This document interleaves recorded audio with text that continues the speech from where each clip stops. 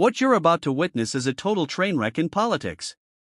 Picture this: Donald Trump's die-hard supporter, Carla Sans, walks into a UK radio show like she's got it all under control. But in seconds, she's trapped, sweating bullets, and churning out excuses that crumble faster than a house of cards. This isn't just a flop, it's a meltdown on air, packed with flip-flops, shady half-truths, and straight-up whoppers that leave you shaking your head. Every sharp question hits her like a punch, and instead of straight answers, we get a mess of contradictions that pile up until she can't even track her own story. This interview isn't some minor slip-up, it's an explosive disaster. And the kicker?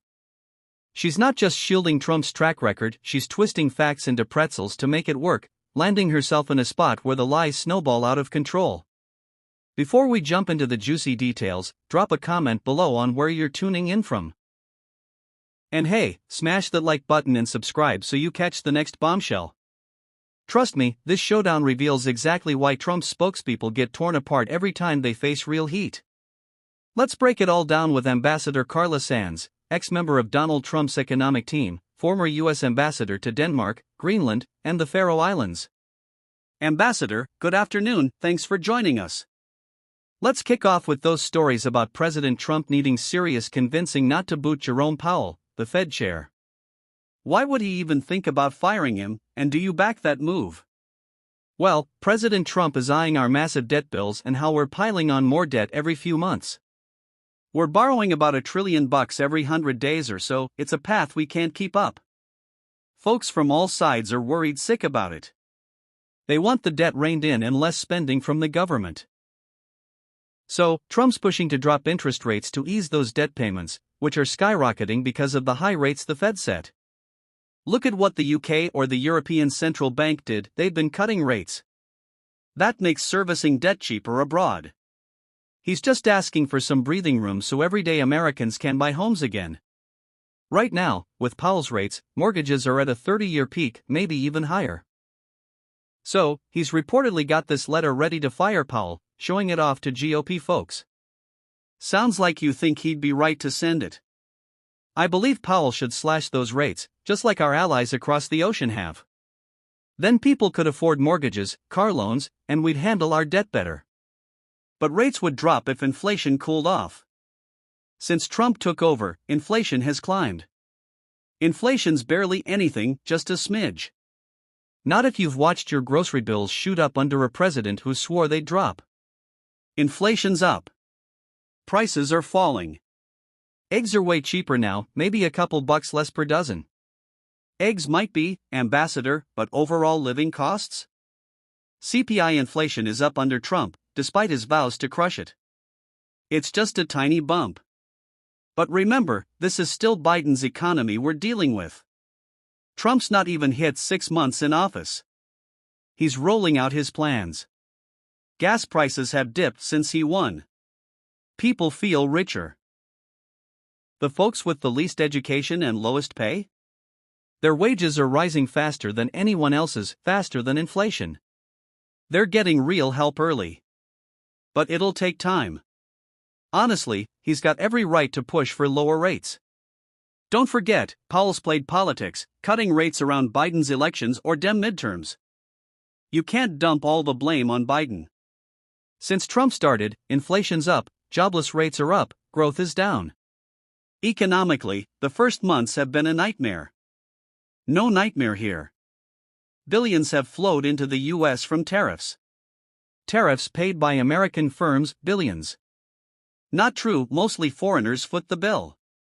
Inflation's super low, just over 2%. Tariffs on imports? U.S. companies pay them? Generally, no, the foreign side does.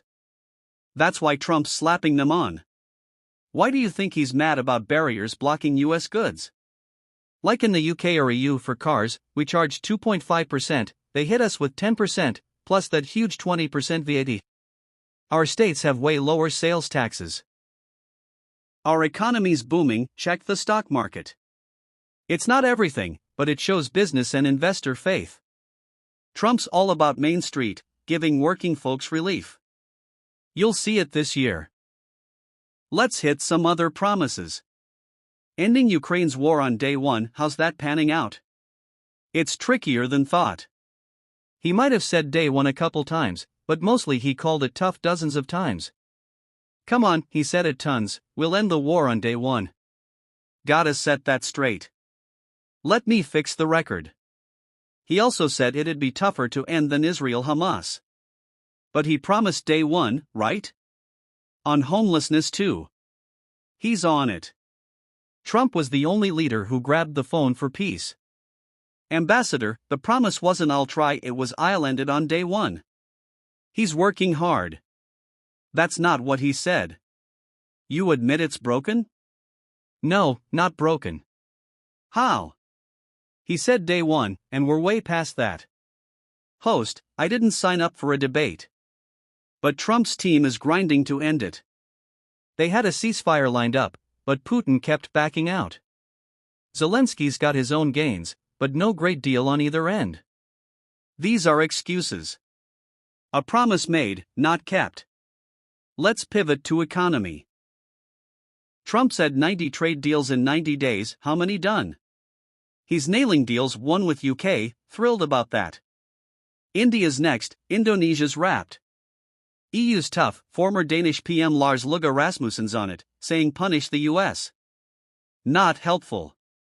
He's done too. Promised 90 in 90 days, we're way over. Scott Bessent and the trade rep are hustling. Things drag on. Why promise it? It's progressing. Instead of bashing unfinished work, wish the UK followed Trump's lead, cut energy costs, food prices. Your GDP shrank last year, economy's tanking. We need strong allies. Fair point, we're one of two with a deal, despite woes. One last promise, releasing Epstein files.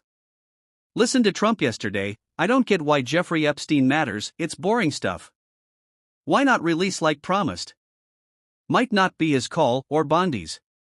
Could be New York courts holding it. If so, release it. People are furious for transparency. Trump said no one cares. I think some do, he's wrong there. Maybe bad advice. More info will come. Perhaps Intel reasons it's held back, Bondi had the list ready. In that clip, you're saying he's wrong to call it boring and dismiss interest. He might have advice on unreleasable parts. Wish he'd say. Is it boring? No hundreds involved. But he said it's not big. Economy, security are. Child abuse of thousands isn't big?